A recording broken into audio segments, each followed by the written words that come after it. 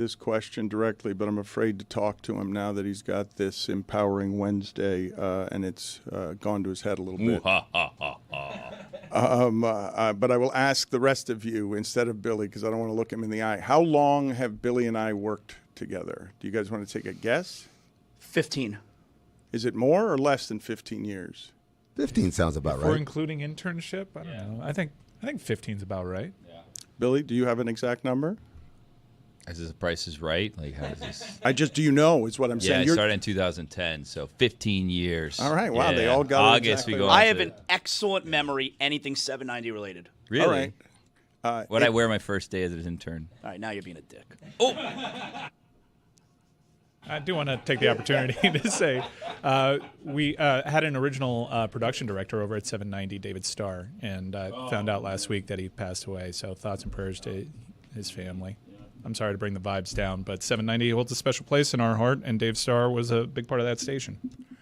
I did not know that. I am learning that now. And I texted you. I don't mean. Whoa. I texted you and Stugotz. Whoa. Texted you and Stugotz. That's bad ball. Marty Schottenheimer too. Whoa. Thought it was big enough news to let you guys know personally, and I thought it was weird that neither you or Stugotz responded to that. I guess you guys weren't big Dave Starr guys. I don't think you can really start a sentence where everyone's laughing, saying not to bring down the vibes, but someone you know died. And you're informing me of that because I didn't see it on the text. I was waiting for an organic place. Yeah. I mean, I've been While we were laughing? Yeah. Well, he mentioned 790. That was organic. I didn't A want door open for him. You got to walk through You it. guys are talking about Tyrese Halliburton, and I'm like, Dan, David Starr died. And we never talk about 790, so that was our one opportunity. The window was so shut. Zaz, how you feeling about the David Starr news? I was a little bit bummed when I saw it a few days ago. Yeah, I was pretty bummed. Yeah. I was actually texting with Hawk. He was a nice guy. I was texting with Hawk about it. He was a nice guy. Yeah. He loved his son. There was a promo, like when we first got the Dolphins. It was like highly inappropriate that he made because what was it? David Starr would always like do this thing where he would like want a pop culture reference in the middle of it, like no matter what. So there's a disembodied voice like celebrating the Dolphins partnership, going, "Excuse me while I whip this out." And it was not Hawk's job at the time. Certainly wasn't mine, and we like had that pulled because it was so inappropriate. Did you hear the Todd Castleberry news? No, Alive and well. Okay. Oh, that's tremendous. Dan, did you hear that I was one? going to make a joke.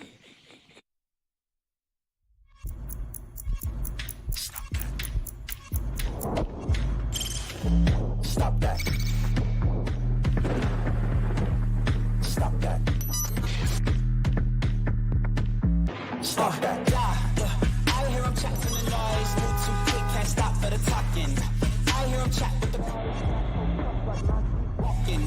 Just too sharp with the prize. White girls better tell me I'm awesome. Yeah. Hot like fire on the pan. If you wanna touch my please use caution. Cold like 0 degrees. I'm out the cage, gotta let out the beast. Revolutionary, gotta let out the streets. Locked in a cage, I'ma let out the sheets. We came for one man, forget my peace. We take the west side, take on the east. I'ma put them in the cage, never let out the. I hear him chat to the noise. Move too quick, can't stop for the talking. I hear him chat with the boys. Man so tough, but mans keep walking. Yeah, just too sharp with the prize. White girls, better tell me I'm awesome. Yeah, hot like fire on the pan. If you wanna touch my please use caution. Stop that. Stop that. Stop that. People, Whoa, you stumbled onto another Wild Billy Wednesday. Hold on to your hats, partners. It's about to get wild.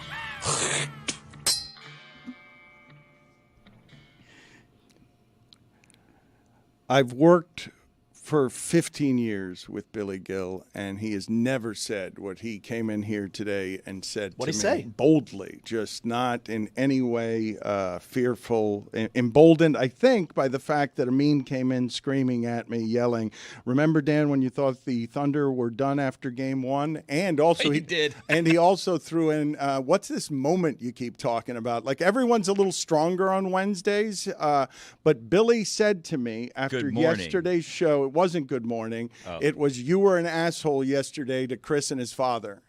I said kind of. Okay, I softened that it. softens it. But you've never called me an asshole to my face Well, I before. didn't say you were one. I said you kind of acted like one. Exhibited the behaviors of an asshole. Yeah, it doesn't mean you are one. Chris, did you feel that way? You know, like I said yesterday, I feel nothing anymore, but I did receive a lot of texts yesterday. Really? Of people just being like, It was rough. "You good, man? It was What's rough. going on there?" Wasn't a fan of it. See, I struggle with this now that I've been in here more. I'm still trying to understand like what's really happening feelings wise. Are feelings getting hurt? Is it performative? Like I'm still struggling with the line between what's real and what's And you don't not. want to bite the hand that feeds. Well, let's start with Tony and Billy don't like each other. That one's real. Yeah. I don't think we should be telling people what is real and what is not real as people, for example, wonder about the whereabouts of Stugotz. And I kind of wish that was a bit. But I don't understand why Stugotz was on the schedule 4 days this week and hasn't gotten here yet. He's still in Newark. My gain. Well, this is what's happening right we here. were- This is what's happening. Zaslow's like, I'm on a heater, man. Like, I can't believe Stugotz is leaving the seat open. No, we were talking back here. It's been a weird couple of days on the show, and Chris asked aloud, like, what do you think Zaz is thinking these last few days? And Billy just picks his head up from his papers and he goes, cha-ching. I'm thinking wives love money. I got to go into work tomorrow morning. Again, with all people love money, Zaslow. That's true. It's not just wives. Husbands also Money's great. That's true. love money. Yeah, that's true. Really? We're the show now that plays a cash register It's a little sound? tribute to Dave Starr. Dave don't- would have loved that, and his son too. Why don't you find me? He did love his son. He really Say did. that like that's some type I don't of know. weird- was an Why odd does that detail. sound? No, That's but he something really loved his he kid. did. It's true. Every time you see him, like he was so proud. Like I don't want this to come off like You don't get a reward for that. It's not it's a qualification. Can I I'm get the top father. 5 people that love their sons? Joe Biden. All right, That's a good one. That's a good answer. Greg Cody. Greg Cody. Too soon. There is nothing that will make Greg Cody angrier. And he gets, this is a place that he will get emotional faster and with more claws than in defense of his 2 children. Let me ask a question. Is that Greg Cody loves his son so much he'll defend them like Mama Bear? Or is that Greg Cody taking offense as Greg Cody that you would make fun of anything that belongs to Greg Cody? That's a good question on the depths of his narcissism, but I've seen it happen enough that he will rise to the vigorous defense of his son when his son behaves as Greg Cody would. And so when I say too harshly an indictment of Chris Cody, that's basically just an umbrella for my executive producer doesn't return my phone calls. This is true. It's just an umbrella. This is true. It's an umbrella complaint that I couldn't get a hold of him when he was my assistant. I have some trouble reaching him now that that he's in the acting role as executive producer. And so I just didn't say that, but I don't know how you can object to that. I texted you the other day that Dave Starr died. Nothing. Do you have that filtered? Let me just come to the defense of Chris Cody. There are many people who could complain about people getting back to each other. The one person who probably can't is Dan Le Batard. Dan, today you chastised me and Izzy for not responding to your question in an email. I wish there were 3 responses to that question in the same email on the same day, which was days ago. Yeah, I did miss that. That is true, and that's fair. I'm under a lot of different stuff now. But the thing I had requested from you and Izzy, you guys didn't actually, all you said is, yeah, we answered your questions by telling you we weren't going to send any of the things you asked for. Yes, because we explained why they were unnecessary. It's an answer. It is an answer, but it's not a completion. It's not the right answer. It's not the completion of the task, right? It's just to tell me no, I can't do that isn't really completing what it is that I've requested. Dan, it's like you said, hey, let's bake a cake. We said, fine. He said, you know what we really need? Shrimp. And like, Dan, our response was, I don't think we need shrimp for a cake. And you're like, I haven't heard back. Are we doing the shrimp or not? Crab cake. Giving the shrimp some thought, some more thought. Circling back on the shrimp.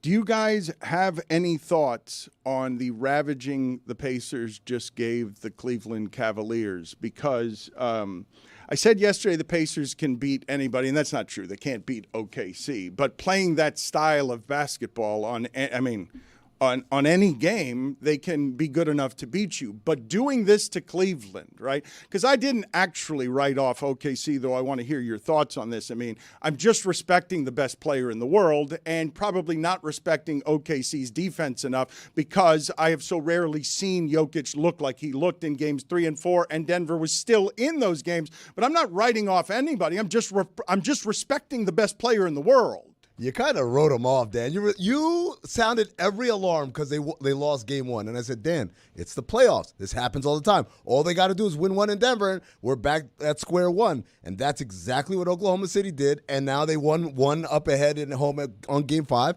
And now all they got to do is win one and win the whole thing because the playoffs, Dan, it's a dance. It's not just like, here we go, boom, boom, all right, we're done. You go, you say, may I? And then they say, you may. And then you grab the hand, and then you waltz, and then you do a little twirl, and then a little dip, and now we're cha-chaing a little bit. This is how this thing goes, unless you're the Cleveland Cavaliers, in which case someone just kicked you in your ass out the door named Indiana. Well, what's the indictment of this? Because Cleveland will go down as someone no one will believe in next year because of what happened last year and what happened this year. But those 4 players that they have are a hell of a core. I will say, though, that what you're presently watching is the hardening of the Pacers over the playoffs, where last year they were a thing to be feared and they had all sorts of win probabilities over the Celtics where they should have won like 3 of the playoff games late, were probable to win and blew all of them.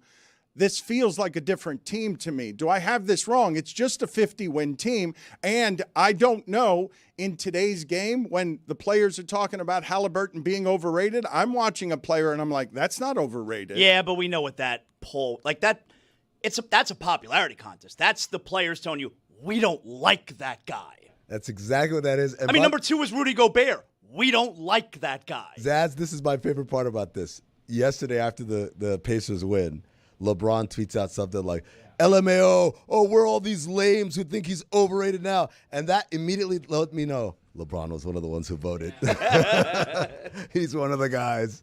I think collectively we have one overriding thought from last night's Cleveland Cavaliers elimination, and it was this sound courtesy of Turner. A group text message was sent out to every single Cavalier player from Max Strus. Strus said simply, if you don't believe, then don't show up for work. What was he from 3? He was 0 for 9 from the field. Wow. Wait, so how many threes did he hit? He was he was 0 for 6 from 3. 0 points. I'd rather not believe and make a shot. So I guess he didn't believe. He didn't show up. Is that straight from the Jimmy Butler playbook, the don't show up to work thing? It's like the friend that's like, we're going to rage all night, and then at happy hour after 3 Long Islands is done. Does Max Strus think about that at any point? Like late in the game, he's sitting on the bench like, damn, I know TNT said that I sent that text message, and I'm sitting here over. Zaz, that's the crazy part. Sending that text message, not a big deal. It's a team. You got to fire up the team however you want. It's the telling Jared Greenberg, hey, Jared, this is what I sent the team, by the way. Yeah, we're going to get him tonight, boy. God, I look like such a dumbass now. I think that was like the last bit of culture oozing out of him. He's like, I got to inspire the group. He took Duncan Robinson's job because when he's 0 for 9, he knows he's making the 10th one. Like he doesn't mind 0 for 9. Like they what kept I loved about Max. The reason that he made $50 million is because, yes, throw me the ball, I will always shoot it. I'm going to continue to space the floor this way. I think that happens. I wish, though, that we had a segment somewhere in sports where we had so much access that instead of all the stories that we get about, he told me in the dugout he was going to hit a home run before he went up there. This story where a guy tries to fire up his team and then goes 0 for 9 and has nothing to do with the reason they won the basketball game. Well, everything to do why they lost the basketball game. The top 10 is littered with Jimmy Butler. Jimmy Butler just said all sorts of nonsense, and by the way, he was allowed to get away with it because he'd done enough in the playoffs, but he said all sorts of crazy things. Even though I'm wearing this jersey, let me throw out Patrick Ewing also was one who gave a lot of guarantees that never came true, except for one time he said, see you on Sunday, and then they actually played Game 7 on Sunday. Other than that, there's a lot of Patrick Ewing guarantees that didn't get made. There has been nothing more diluted in sports than the public guarantee someone makes because words mean nothing. But you mentioned Jimmy Butler and you mentioned the vagaries and variances of the playoffs. Last round, I was saying Jimmy Butler won the whole thing with the Heat. Tonight's a pretty big one for Jimmy Butler. The thing's going to fall on his head here if they need him to be playoff Jimmy. And my question to you is legitimately, can he? This is literally why they got him. Not to win a series without Steph Curry. It's, can you win us a game? Can you win us a game so that Steph Curry can return to the lineup? Like this is why they got him tonight. From series to series, though, because if his season ends tonight, I was saying last round, Jimmy got it right, the Heat got it wrong. If you can do that 16 times, if he can stay healthy 16 times, you fast forward from 7 seed to, of course, Steph and Jimmy can beat anybody 4 of 7 games if Jimmy is right. But part of the bet that Miami was making on Jimmy is we can't get him on the court all the time. He's not going to keep staying healthy at 35 because that kind of mileage, they're still talking. Bridges is an Iron Man, and they're still talking about Thibodeau running people into the ground. Jimmy Butler, however it is that science has changed aging, there's a lot of mileage on those odometers, and the pump fakes were starting last playoffs when he had to get shot up I don't know how many times in order to get to try and get into later rounds. Well, I mean, he does have that injury that he sustained against Houston, so we don't know what he's dealing with. But again, at this time of year, everybody's hurt. That's what I would say. You can't say he's hurt. Everyone's hurt. But then it is curious to me. It's not that he's not having these amazing games. It's that he's looking very reticent, right? He gets in the lane without even looking at the rim. They even mentioned it on the broadcast last game. Why didn't he shoot that? Yeah, he's driving, looking to pass, looking for someone else to give the ball. Like here, Gary Payton III, you shoot instead of me. or just even initiating the contact and going through it, and some of that is Rudy Gobert. But even when Gobert's off the floor, he's not looking aggressive, and it's weird. But here's the thing, Dan.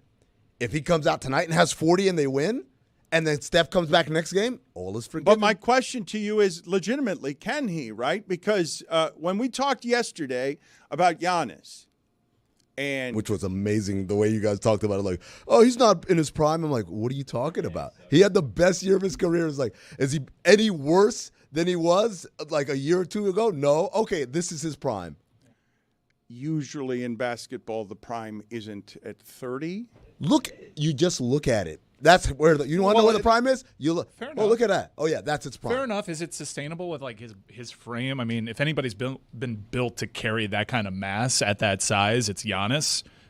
His nickname is Freak, but like his game, he doesn't have a consistent shot. His game is power on the inside, and he's going to be north of 30. I do think it's fair to question like how long can he be that? But the reason, okay, so yes, we mentioned that he had his best year. I was just saying we're headed into the 30s, and still I was saying you trade everything for him almost no matter who you are. And the reason is the same reason that the Celtics are unlikely to be able to rally against the Knicks, because you need a guy who breaks down everything the defense is going to do. And you can build around that. It's the most important thing that you would need from a player that is a centerpiece, is somebody who is such a physical force that he can wreck everything you're trying to do on defense. And it doesn't matter if Max Strus is playing for Cleveland or the Heat or whatever. You can find 4 guys who can shoot around it. I'm sorry, you said who would rally against the Knicks?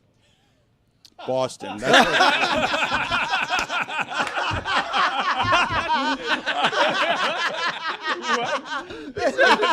like rally cars, like they're driving from Dakar to Paris. Like rallies, like the checkers knock off the place. So toast. Like Raleigh, North Carolina. The Panthers are playing tonight against the Maple Leafs. Yeah. And the Knicks and Celtics get the sound. Oh, wow. Really? Go New York, go New York, go. Wow. So, I'm going to be there front row at this funeral.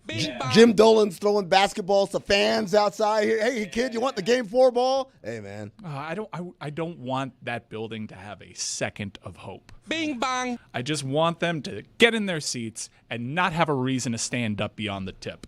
I'm not sure. I've been watching this series just like you guys have been, but I'm not sure you've been watching the Knicks all season if you're confident that they can't lose the next 2 games. No. They're going to go down 20, and then the game starts. You understand? Then the Knicks start playing a little bit. The Knicks can very easily lose twice to the remains of this Boston. That's right, because Derek White is one of the greatest players I've ever seen with my own eyes. I had this take yesterday. In games that I have watched with my own eyes, Derek White is a top 100 player in the history of the NBA. What about games with other people's eyes? Other people's eyes, I can't speak to that. Derek White 2 years ago sent me to a place I have never been as a sports fan. I hate betting against this guy. Every time I bet against this guy, he's amazing. He hits all the props. The guy is incredible. He's a good defender. He hits big shots. He stops the best guy whenever there's a switch and someone tries to take advantage of his size. He's incredible. He hits all the props when you don't bet on him. It's an important distinction, because when you do bet on him, then those are the 2 points. There is nobody I have ever feared more betting against outside of maybe Patrick Mahomes than Derek White. It's crazy how good this guy is. Wait, so in the Pantheon, it's Patrick Mahomes 1, number 2, Derek White. Yep. I'm still stuck on the complete and obvious lie that Mike Ryan's going to have the sound on the Knicks game tonight. It is a lie. You got me. Get the hell out of here. You got me. Got those chickens ready. Yeah, I Get the hell out I said that for a fact. You Oh, caught wow, me. delayed chickens. Yo, chicken time.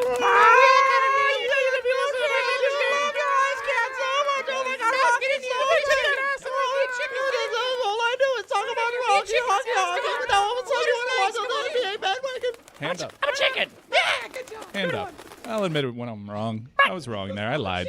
Speaking of chickens, Roy has been nothing. Said, I'm a chicken. Chicken? Nothing. Yeah, Zaz needs some work on the He's chicken. figuring it out. It's early. I'm getting used to things. He's trying to figure out how all this stuff works. Imagine how disorienting it is. You sit in the seat, you're just hanging out, and all of a sudden everyone's talking like a chicken. He doesn't know how to do an impersonation of a chicken, so he explains just obviously, like all the bad impersonations, I'm a chicken. I told you, I'm still trying to figure out if and how angry Greg Cody was yesterday.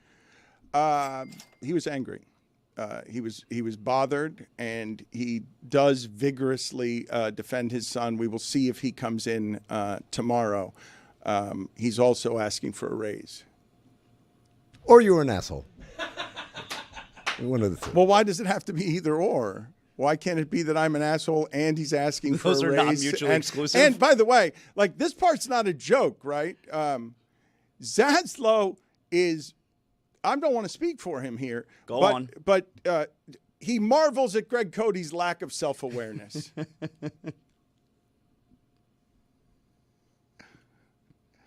So I don't want to speak for you here. That's all you do. Everything from Zaslow to my dad is just Dan being like, this is how Zaslow feels about Greg. I mean, I literally just said, I'm having a hard time deciphering if Greg Cody's feelings are real or if they are performative. So this is what I'm saying. They're always real, and you're always left to wonder, is he serious or is this performative? I told Greg yesterday when he left, I told him, Greg, how is it after all this time, 20 years Well, that's together, what I'm saying. How do you not understand that your angry is funny and there's nothing like it in, like, Jackass did some of this when they, it's a kid bothering his father. It's funny.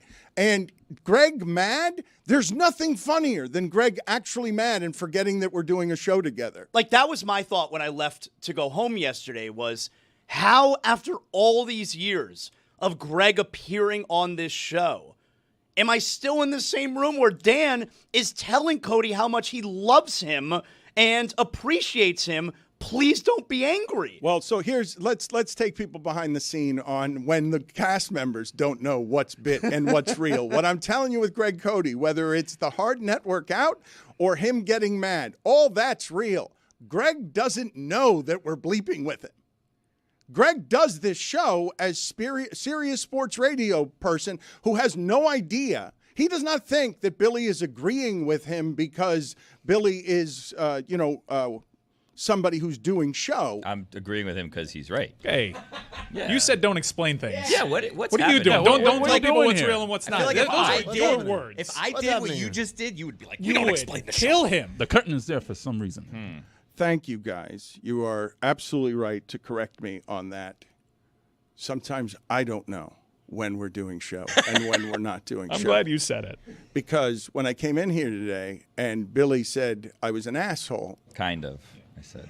It's a thing to say to your boss, man. I said, Well, no, there was more of a conversation. There was more of a You're only getting conversation. Your portions. I caught portions of it. Yeah. And Dan was like, why didn't we talk about it after the show yesterday? And Billy kindly reminded him, you left early. You're not. There's a lot of context missing in this conversation. Also- I'm being presented in a way. I just caught portions. Chris kissed me in the mouth after Dan left the room. I'll just say that. Also, why are there no shrimp on this cake? Did you guys know that that Mountain Dew makes a mango flavor? Oh.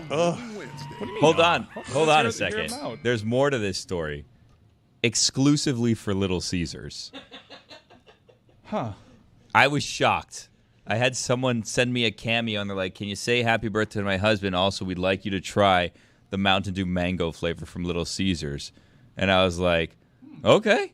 Like, I'll go do that. Like, how much is it? I went, and, I found a deal where you could get, like, these Little Caesars puffs where it's basically like a little muffin pizza, which is delicious. Yeah. And those are, like, $4.99 for 4. And this is a special where it's $4.99 plus this mango rush. I was like, that's a free mango rush. I can do this, and I can taste it. So I went. And if you put the image up again, like you can see this can is also like specifically designed for Little Caesars. There are little LCs like hidden in it all over the place. And it says Little Caesars. Look at the top. That's LCs at the top. Anyways, so. They've done this before, by the way. I went and I tried this mango rush as I was requested to.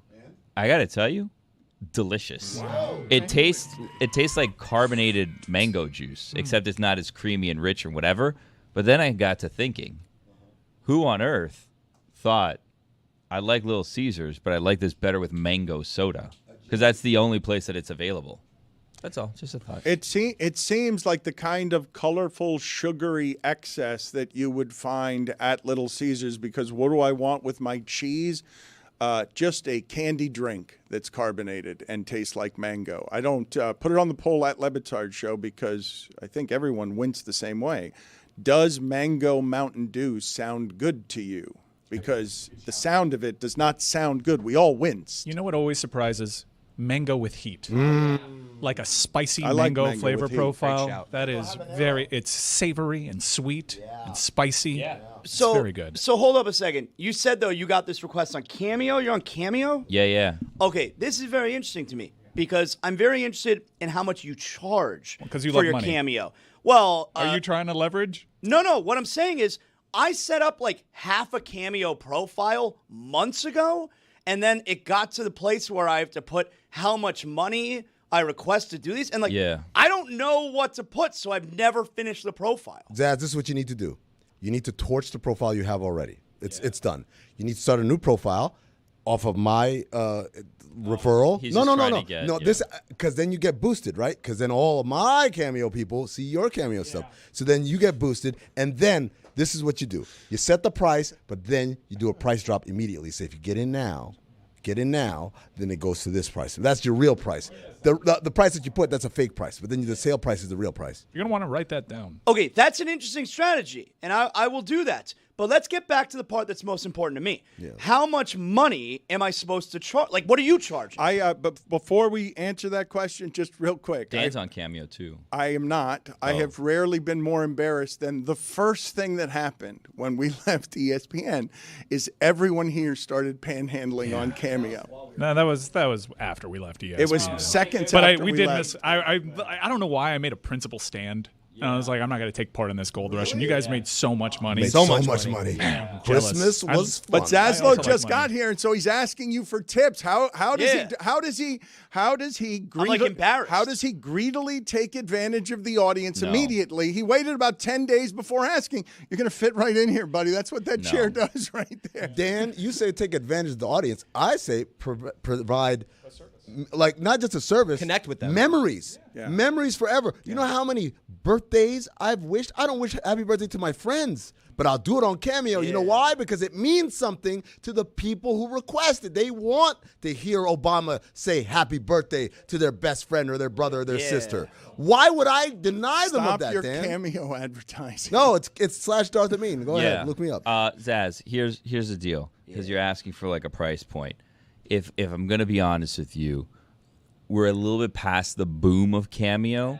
So, like, when we got in, it was, like, peak Cameo. And I, like Mike, held off for a couple of days because I was like, I don't know if this. I was like, I don't know if I'm gonna, like the right personality tone. I don't know if I'm gonna be a fit for Cameo. I don't know. That's if I'm how the I person. feel. I don't know. Well, Billy's honestly perfect for Cameo. People ended up liking what I was doing, but I waited a couple days and then famously announced that I joined Cameo on January 6th as they were storming the Capitol because I didn't know what was going on. You could hear that full story on Mystery Crate from a couple of weeks ago if you'd like.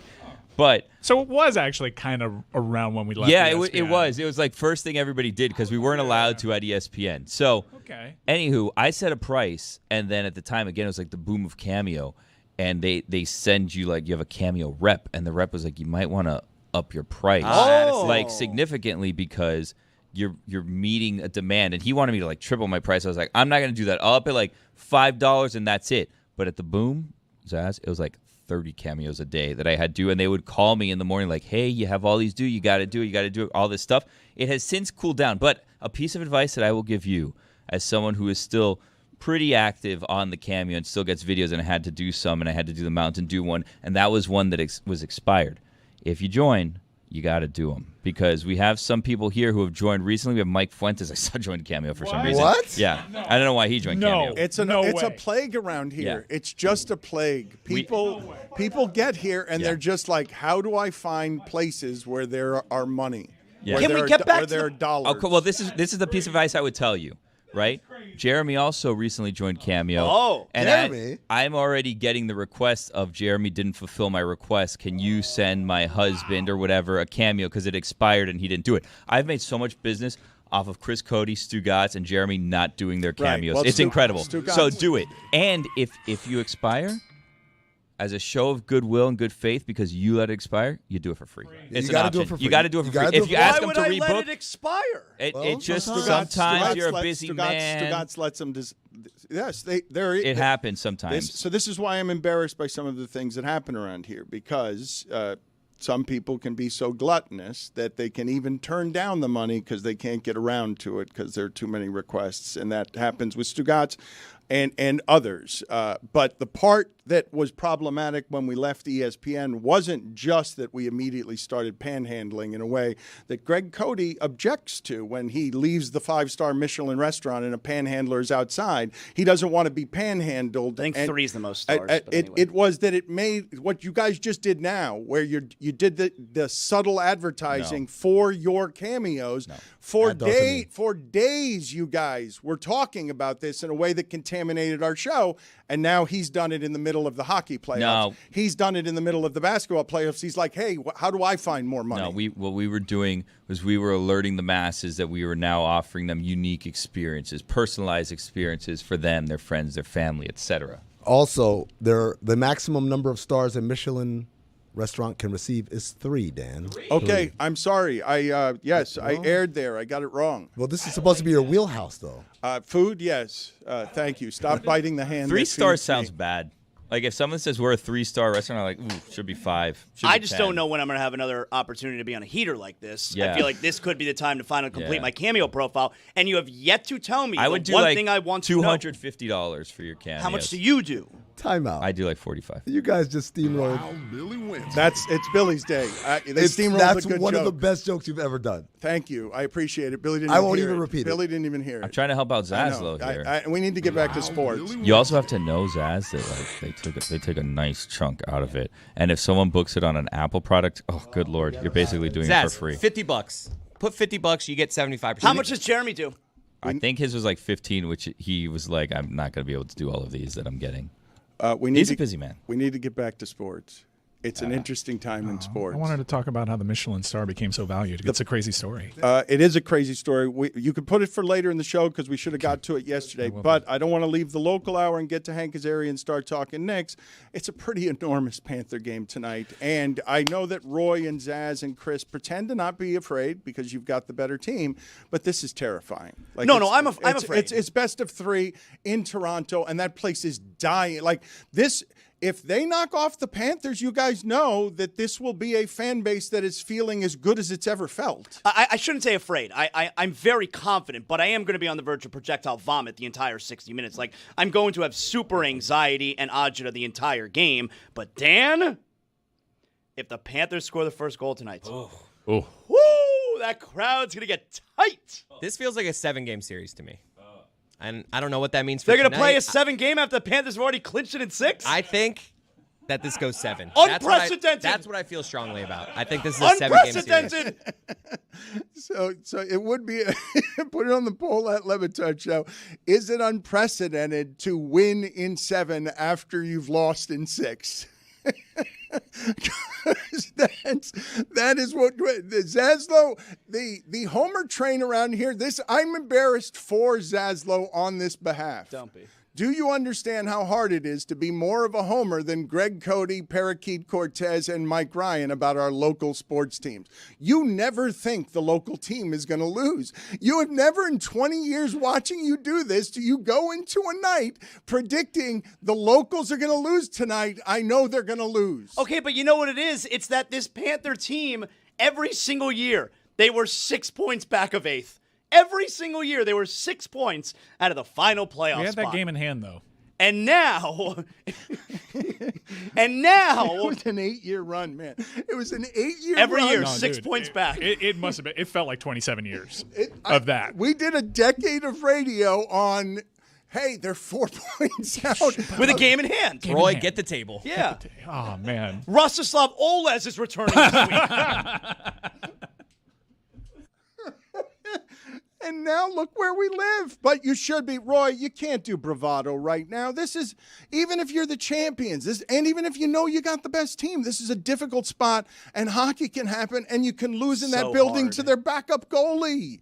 Maple Leafs are shook, man. What are you Although, talking about? hold on a second. Their backup goalie, like Joseph Wall, the game of his life. Yeah, I don't. in game Is Wall 4. playing? I know Stellaris was back on the ice. I would absolutely stick with Wall. Yeah, if he I'm was Toronto, really good. No doubt. We were getting goalied that game. Yep. Absolutely goalied. He was incredible, but at the same time, did you see the Stanley Cup champs? I mean, that was Panther hockey. They're back, baby. Come on That now. was way better than the CPR line. You remember Ville Peltonen? So one of the Panthers owners like went crazy on Twitter. Oh, my God. Yeah, he's done that before. Ooh. That's not even the first time? No, No, he's not the first time. always been like an idiot on social media about that. That was stuff. next level idiot. Yeah, no, he's been like a next level idiot on Why? on that front. He's very outspoken, very conservative, very public about his beliefs. Hold on, Dodge. Wait, there was no. It's not even. Like I looked at the interaction. It was just out of the blue. Yeah, I mean, it wasn't out of the blue.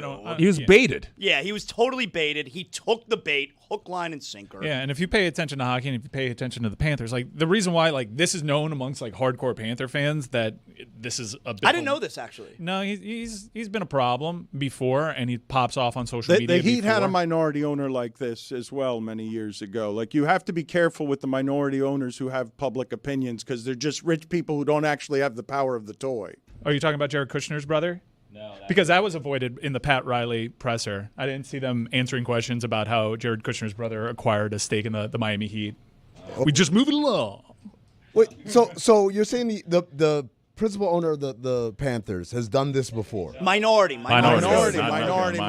But he is the second in charge. No, he's I think he's a CFO. That's no, he's a big deal. Oh, okay, so but has there been any repercussions in the past? Not for this one yet. But in the past, No. from Maybe the internally, NHL, not from the NHL, not from the NHL, and no. he's been suspended indefinitely, which was the right call from the league. I don't know if there have been internal actions. Again, like he's got a sizable stake in the Florida Panthers. Like there's only so many people that can tell him to do something over there. I mean, I kind of feel like we've seen owners get squeezed out for stuff that's like that. No, not throughout all sports. Minority owners usually aren't valuable enough to keep around with something like this. But Like, indefinite suspension from the league, it's pretty significant. Yeah, I mean, he did multiple things wrong in one tweet. Like it was just like it's not something that you see from an executive in sports. Right.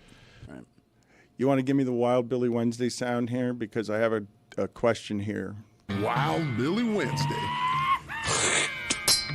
that I need transitionally to. It's a strange transition. Yeah, well, I But needed have to some- do with this past story. I needed something softer. Yes, I'm still getting used to Wild Willy Wednesday. Mango soda? Amin, can you answer for me this question? I fear that I'm asking a stupid question. Mike Ryan corrected me on this last week. I think I referred to a goaltender as a goalkeeper or a goalkeeper as a goaltender. Amin, do you know the difference between those two things? Not just like, of course, we can just say goalie, but one who tends and one who keeps. Do you know the actual difference of that? Because I don't. Yeah, one's for hockey, one's for soccer. Nope. That wasn't that hard. Not hard. Pretty easy. Yeah. One's a tendy, one's a keep. Yeah. Like a chicken tender, chicken keeper. Dan, it's like a center in basketball and a center in hockey. A center in hockey spelled R-E. Center in basketball is Put ER. it Like on the theater poll and at theater. Le Batard Show. Wow, Billy Do Winston. you know the difference between goaltender and goalkeeper?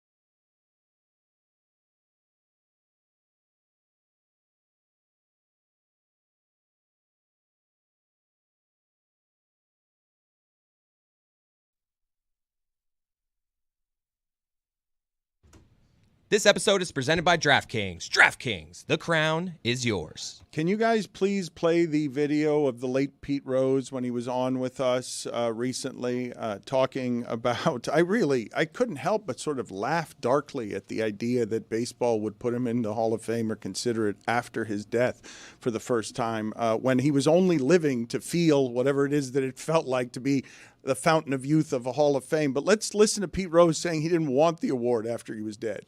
In the future, several decades from now, let's say Major League Baseball then makes the decision after Pete Rose is long gone to enshrine him in Major League in the Major League Baseball Hall of Fame. How would you feel about that? Well, that would, to be honest with you, I wouldn't want to go in the Hall of Fame because I think the Hall of Fame, okay, and don't get me wrong, the Hall of Fame is for two things. It's one for the player, and it's three things. His family. Okay, his fans, and his teammates and everything that was everybody who was associated. That's more with than three. It don't help me when I'm 6 feet under. How the hell is that going to help anybody? I mean, I still go out today. I'll go out and try to sell the game of baseball, and I'm not even in the game of baseball. But you guys will agree, my name is synonymous with the game of baseball. I have all the records. You know, and that's all baseball is statistics. It's all about statistics. All you guys on TV talk about how many home runs you got, how many RBIs you got, how many runs you got, how many Gold Gloves you win, how many MVPs you win, you know, how many World Series you play in. Those are all questions that I can answer with no hesitation at all. Makes me angry, man. I was already annoyed because I think it's cruel to allow him. Remember, he's not in the Hall of Fame now, and he probably won't still get voted in, but he's allowed to be voted in now. And I think it's cruel that not only are we going to ban you for life, but guess what? We're going to allow you in when you're dead. And now hearing him say pretty much, you know, the way that I was looking at it anyway, I think it's cruel. And I think it's really weak that Rob Manfred, this great thing that he just did yesterday, no, it wasn't. No, it wasn't. The hard thing to do would have been reinstating him while he's still alive. Put it on the poll at Le Batard Show. Was that a garage sale cap Pete Rose was wearing? It's exactly the kind of cap I would associate with like an 85-year-old who has stopped caring. Might be Gucci. It's a Gucci cap. Now, he did a lot of signings in Vegas. Maybe he pulled one off one of the sidewalk tables. But that is supposed to appear like a Gucci hat. I thought it was, what do they call fake Guccis? Like Fuji? Fuji? I thought that was fake and bought at a garage sale. Do I have it wrong? Because it didn't look like it was kept well. I think he maybe hit a parlay, man. Yeah. It is Pete Rose. We're alleging the Hit King's just going to get a fake Gucci? Come on, man. Rose's own family pushed for this, and I have seen when you start talking baseball, all of a sudden, look who pops up, and I imagine, Azaria's got a hotline here that he shows up whenever it is that he wants to, and everyone gets out of the way. If you haven't seen Pablo Torre Finds Out, he did an extraordinary episode with Hank Azaria where Hank went deeper on some of the things that he has been through and learned, and on top of that, he's now singing as Bruce Springsteen late in life. This is his quest. Hank, good to see you. Thank you for being on with us. Are you appearing because of the Knicks, or are you appearing because Brockmire wanted a hack at Pete Rose? I'm appearing because I genuinely missed you, Dan. It's been a very, very long time. And all of the people in there. I'm not sure whether to start as Brockmire or as Bruce Springsteen or as myself. I have no idea which way to go here. You've crushed the Springsteen. You've gotten so good at Springsteen, Hank. I don't even know how or why this is. You're performing as Springsteen, and it seems from the videos I've seen that you're having more fun performing than I've ever seen. It's a little weird. It's not like turning 60 drove me to some kind of weird post-midlife crisis where I felt the need to start up a Springsteen tribute band or nothing like that, with a bunch of children, by the way. It's insane how I've gotten totally obsessed. You know, I'm a mimic. I've gotten completely obsessed with talking and singing like Bruce. And it has cheered me up a lot, having turned 60, now 61. And I raise a lot of money for charity doing it. And I really, really enjoy it. So that's what that is. Hank, is it harder to come up with is it harder to come up with the impression of Springsteen or to learn all the songs? Well, first of all, I got to say that Stugotz, you've gotten kind of bloated. That's weird. I mean, you haven't seen Stugotz in a while, but to be fair, many in our audience haven't. What's going on? Have you guys fired Stugotz? Lots going on. No, He's stuck in Newark. He just signed a long-term deal. All right, I just was worried. I don't know. All of a sudden, there's this guy. He just can't be controlled. Yeah, I understand that. I could have told you that a long time ago. Saved you a lot of time. Well, hi, Stugotz. Who's the new guy? Sorry, I haven't been. I've been lost in my Springsteen world. According to Barrett Sports Media, that's Jonathan Zaslow. According to Barrett Hi, Sports Jonathan. Media, that is Jonathan Zaslow. Hey, Hank. That's confirmed. Okay, all right. Confirmed. The rule is you got to replace someone with the same first name as the other person who sat in that seat. So it was Jonathan Wiener. Now we got Jonathan Zaslow. Hank, I see. Nice jersey. Yes. Thank you. You are feeling better about your Knicks than you have at any point in 25 years, correct? 100%. It's been insane here in New York. Even when they win, it's like you feel like they lose even when they win. It's like this heart attack, except for that last game. Except that came along with, actually felt bad, Jason Tatum at the end of that game. I mean, don't get me wrong, I'll take it. I would have been happier if he wasn't injured, but because we were going to win that game anyway. But oh, that's a good question on human nature, though. If I go through that arena and I ask everybody, how do you really feel about this? You're like, you feel bad, but if you could choose it, you feel bad, but if you could have chose for that to happen, you would have chosen for that to happen. You mean, I don't know. That's a tough call. The majority of people, if I go with you. In New York, all fans care about is winning. Hank played it perfectly. You say the sentence of felt bad yeah, about but he was that, lying. He but was I'll lying. take it. Nobody was lying. Yes, he played it perfectly, but it's not. Felt bad about that. Well, did you? Like when he went down, were you hoping it was an ankle and he was going to play the fourth quarter, like play in the next game? No, by the way he was writhing around, I was sure it was one of those landed on an ankle things, right? And then when they showed the replay finally and you see it was non-contact. No, I can tell you honestly, when I saw the non-contact nature of that, I felt really bad. I was like, oh no, you just never like to see that. As a basketball fan, you just go, oh, that's awful. That's awful. I think yeah, go ahead. I'm sorry. No, everyone's pointing out that you were purposely trying to show that you were jacked there with guns, your dude. biceps. You were insecure because you said you were 61, and then you just gave off the guns, and everybody was looking at. I don't know what you mean. What are you talking about? I'm standing here. What do you want from me? Are you off for scuba? Hot in here. Damn, looks like 60 also triggered something else, pal. Have you realized that you feel more for men than you thought you did? This is natural. Many men have different feelings. There's nothing to be ashamed of. Is that It's my favorite character of yours, of all of them, Claude. Claude from Alon Kimpoli? My favorite of all of them. Is that guy? The French guy? You don't have a favorite, do you? Do I have a favorite? Yes, the character you played there, it's just my favorite of all your characters, and you've played thousands. Maybe this is because you have feelings about men you're not totally processed. Could be. It's possible. I like him as the other guy in Heat. Well, got a great ass. You like that Al Pacino yelled that into my head, as do I. I love doing Brackmeyer. That's a good segue back into the Pete Rose thing. What is your opinion of this? It's weird, and I should say, because Lord knows I would encourage you to check out the Pablo Torre Finds Out episode where Hank goes through like how things change in public perception and how we react to behavior in 2025 differently than we did 25 years ago. I should point out that Pete Rose is almost fundamentally immoral. He has some accusations of sex crimes around him that if you want to make it not a museum and moralize about it, then I would understand how it is that you would keep him out of the Hall of Fame. But Man, what a terrible comedy setup. This is great. I'm sorry, Hank. Yeah, I was rethinking. Maybe I don't answer as Brockmeyer.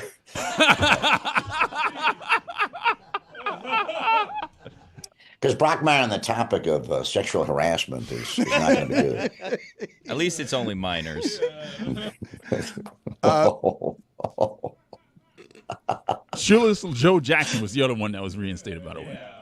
Yeah. That took a while. For the record, I'm a Blue Raja guy. Same. Now, Blue Raja's take on all this would be fascinating. Look at that. Look at all those folks. Go folk yourself, my friend. He didn't wear blue. That movie was good. I will not hear. I love that movie. I will not hear that was not good. I got. I'm sorry. I got. I got Furious Man on text because Ben Stiller was supposed to join Hank Azaria here today to talk about Nick fandom and stuff, but he was very busy. But he did send along a quote that he wanted me to read that I'll get to in a second. But Hank, how do you feel about Jalen Brunson? Is he the most beloved Nick ever already? Not yet. He has not surpassed Clyde yet. He's making a run at it. He's got to win a ring first to achieve that, in my opinion. And, Clyde, come on, Clyde. There's a guy who, Deuce McBride? Is that Deuce? Who is that? Who number? Is that Deuce McBride? How dare you? Who was the original number 2? How dare you? Larry Johnson. Okay, This is an authentic, sir, from 1999. Zazzle, this is a vintage. Is that your favorite Nick? I got a bunch. I got a bunch of jerseys at home. This was the one I wore today. All right. I'm glad to hear that. To me, Clyde, passing Clyde would be hard. But he might do it. I mean, it's a good problem to have, trying to pick between Jalen and Clyde as your favorite all-time Nick. Has New York been bad long enough that people no longer hate the celebrities courtside and actually are rooting for an underdog? Because it used to be whatever was courtside at Knicks games in Miami was something that was hated. Is that still the case? I mean, who hates them? I'm sure everybody outside New York hates them, but who you mean, like in New York or what I'm saying is in the turn of the story on the Knicks, where they are an underdog and they are gritty, and Ben Stiller's quote is Jalen Brunson vibes with this city in a way no player has for a long time. He is him. He is the man. He is our captain. The Knicks have been a laughingstock for 25 years. You're old, and so you remember when they were good, but a generation and doesn't. And so this is the best team New York has had in a sport it cares about vibrantly in the center of the city. I don't know that New York has a greater allegiance than it does to this loser. Oh, the Knicks. When the Knicks are the main focus of New York, I think they're the most beloved team, and it was especially heartbreaking. I mean, look at through all those 25 years, the Garden was never not at capacity for every single game. I mean, need I say more? I mean, it was always insane in there, no matter how the team did. And it's been fascinating. As you know, I'm sort of obsessed with team ownership and how that affects everything. And I don't think, can you recall, Dan, an owner sort of, I know that sometimes teams get sold, like the Mets are a good example, right? The Wilpons got out and Steve Cohen came in, and it's changed things over there. And we've seen that happen in a bunch of places. I can't recall an owner really just kind of reversing his policies and going, let me hire guys who know what they're doing and let them be. And it's worked. Can you recall any other example of that? I'm trying to think of people. Bridges, they didn't initially know what they were doing, but they ended up knowing what they were doing so well that people are surprised by a team. They're surprised that Brunson is this.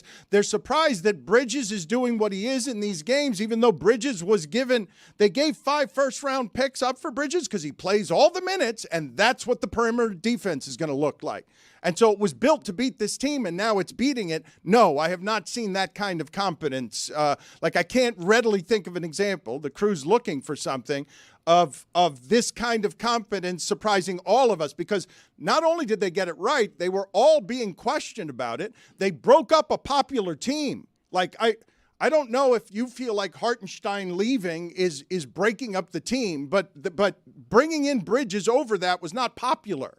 Like they were playing for now when none of us thought they should be playing for now, that they were a long distance from the Celtics. No, well, wait. Many points there. They tried to hang on to Hartenstein. They literally couldn't. He got 18 million more or something going to OKC. Like they just couldn't match it. And the guy, I don't think he wanted to leave, but he couldn't turn down that money. And Leon Rose has made a series of incredible decisions. I mean, he might have gotten a little lucky with Jalen. I mean, remember when Jalen first got here, we all thought we overpaid for him. But he's good, but he's not worth it. And he's turned into this superstar. Nobody saw that coming. Leon Rose and Worldwide West have just made a bunch of decisions that have been great. But the fact that they were allowed to even make them is astonishing, because that just wasn't the case a bunch of years ago here in New York. Hank, you're obviously a huge Knicks fan. When you see some of the celebrities that are sitting in the front row, they're sitting courtside at the Garden, do you ever say to yourself, man, I care so much more than that guy does? Oh, all the time. Look, I think there was an article in the Post today that finally broke down what goes into being allowed sitting at courtside. And it's what you'd imagine. You do have to really be a Knicks fan. They kind of draw the line there, unless you're dating either someone who's genuinely a Knicks fan or is such a huge star that there's no way they're going to keep them out of the front row there. But yeah, but it's literally, it's kind of daunting, People applaud. It's like a popularity contest. People either really are into you or they're not once you go on the Jumbotron. Ben and I talk about this all the time. We dread the moment we're going up on the screen. We're like, oh God, I hope I get a decent response. Otherwise, they're not going to have me back next time, But I'm such a big fan that they're kind of happy to let you sit 10, 15 rows up. They have a nice little suite for folks sort of out of, and I kind of prefer that because it's a great view of the game and there's less pressure on you as a celebrity up there. Hank, is it wrong for me to say I look at Ben Stiller now differently? I kind of lost respect for him because he just seems to be such a regular-ass Knicks fan. He's like all the people I grew up with, and I'm like, I wanted something more. I wanted a mystique around him. I want him to be cool courtside. Instead, he's jumping up with like the hype team in the tunnel and stuff. I'm like, what are you doing, man? I can't. I just don't have the same kind of pedestal for Ben Stiller that I once had. What'd you want him to go all Jack Nicholson on you and sit there with his sunglasses on, not giving a shit? I mean, what's the guy supposed to do? God damn it. Yeah, I mean, look, you've been to the Garden, I assume, many times, right? Yes, and I've sat courtside. Wow. You can't help but freak out in there. No, you were too quick on that. What just happened? Hank, they're upset. Yes. They're upset that you and I belong to a very exclusive club. I'm glad club. you guys heard that too, because I think I just had a stroke. But anyway, go ahead. They're upset that you and I belong to a very exclusive club. That's why. I understand. They're jealous. People don't love you. I'm sure you've discovered this. I just sat courtside at the Knicks. People aren't happy for you. They're well. How does jealous. this work though? When you and Stiller are talking about it, who do you look at and say, yes, that person is more of a Knicks fan than Ben Stiller is? What are the rankings? Well, Spike, of course, is the top of that mountain. Well, I don't know about he goes to games out of town. He's everywhere. You know where else he's at? At the Met Gala instead of going to the game. Yeah. Spike Lee, your number one fan status has been revoked. Yes, revoked. You're not the number one fan. If you're going to the Met Gala instead of doing this, revoked. I see Chalamet at every game. Spike Lee. And even when he couldn't make it, do you know what he did? Was he at the Met Gala? No. He was watching in a room on TV with his boys. That's what a number one fan does. Chalamet. Is that official? Official. Revoked. So who replaces him? Well, no, it's open. Tracy? Tracy Morgan? Tracy Morgan's up there. Yeah. Kendall was there. Ben's up there because he's like a regular-ass Knicks fan, and it really kind of disappoints me, but that is a pretty big fan then. Yeah. What do you want Ben to be doing? You don't want him to be excited? And is he just a little is he dorking out too much for your taste? What's going on there? Yeah, so I look at McEnroe. McEnroe is that's how you do it. I'm a celebrity who loves the Knicks. I'm New York. I'm cool, right? Ben is just a little, like I said, I have a good friend of mine. He's a music producer named Elite, and he's exactly like Ben Stiller. Like, it's almost like a child watching a child watch the Knicks, and I'm like, guys, come on, grow up a little bit. You say this, but I think that you've had the sports fan knocked out of you because you love so much of the strategy. And I would say that the idea that, Hank, I don't know if this is just your friend. I thought it was weird that he sent me a quote. I didn't ask him for a quote, but the quote was, "He is him, he is the man, he is our captain." This guy has a toddler's love for this basketball team. It's a 4-year-old's love, and that's the best kind of love for a sports team. He'll be goofy with them because they allow him to be a child. Yeah, probably saying that quote because he loves you, Dan. I think he really wanted to be on, and so, but he wanted to give you something. Ben's got a lot on him. He works real hard. And I'm happy for him personally that he has a thing that brings him that childlike joy, and if he wants to jump around at courtside at the Knicks, let him have his fun, man. Come on. I'll tell you someone who wouldn't be jumping around courtside, Hank Azaria. You'd be cool courtside, wouldn't you? I've been courtside many times. I think it depends on the game, Why not Leroy?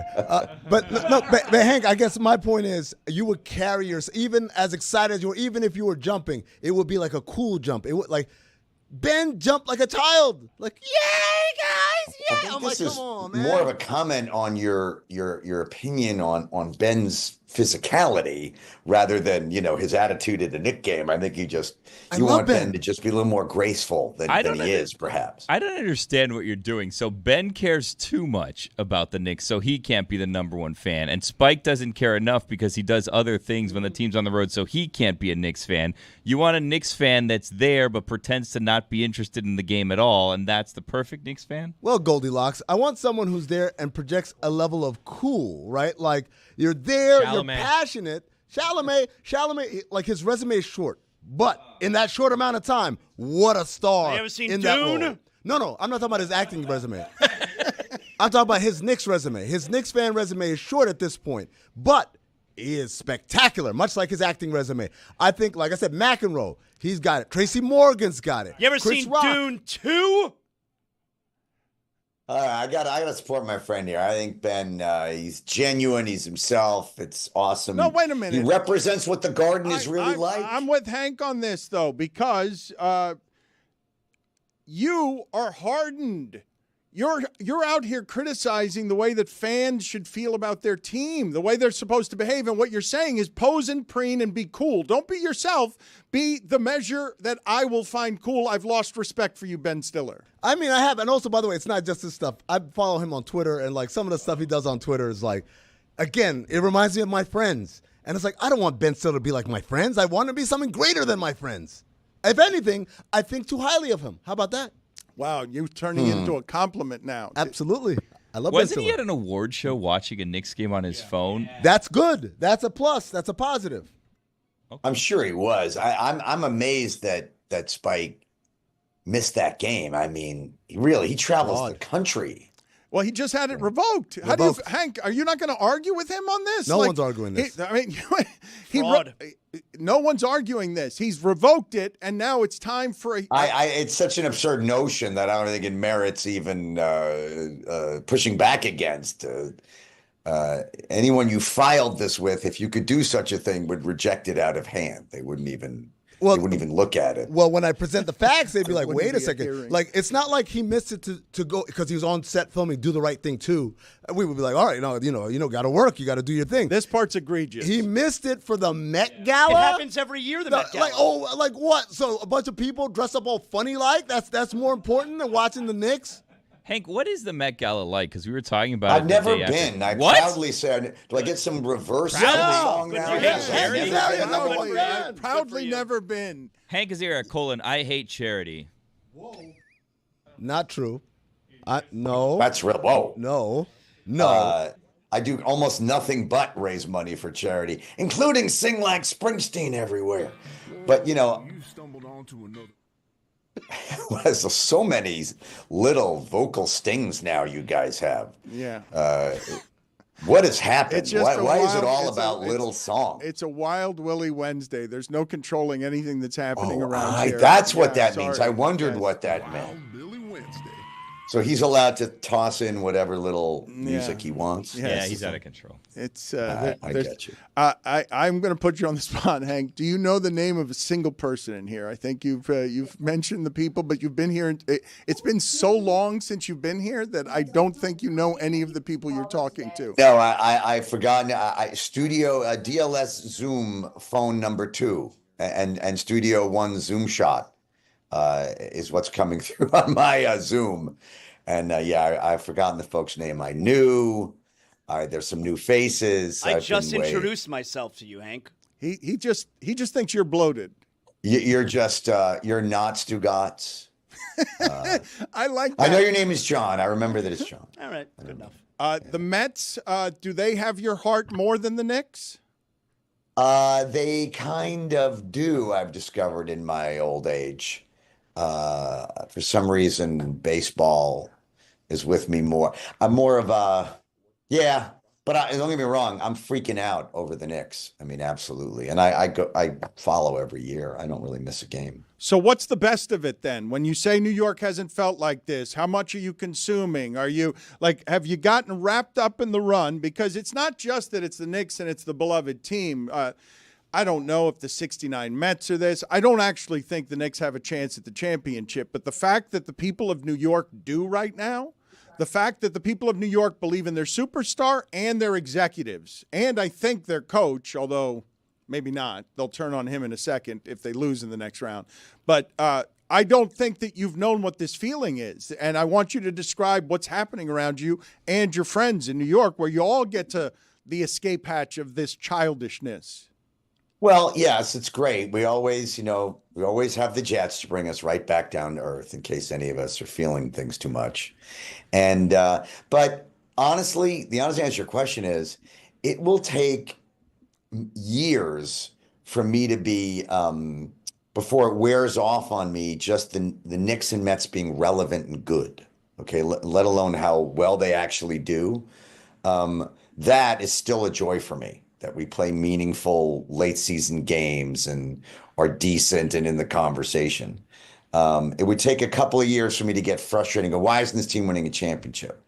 And it also is a little uncomfortable, especially as a Mets. I really get weird when the teams do well. I don't know how to be. I'm so used to just complaining about what's wrong with these teams. It's hard for me to switch gears and just be happy that they're doing well. Not to mention, these teams are, like I meant when I said, like, these Knick wins, apart from the last one, have been heart attack. They've trailed by 14 points in every game, at least. I mean, it's really a series of heart attacks watching this team. Apparently, the way to act is to jump up and down like a 6-year-old. Like just.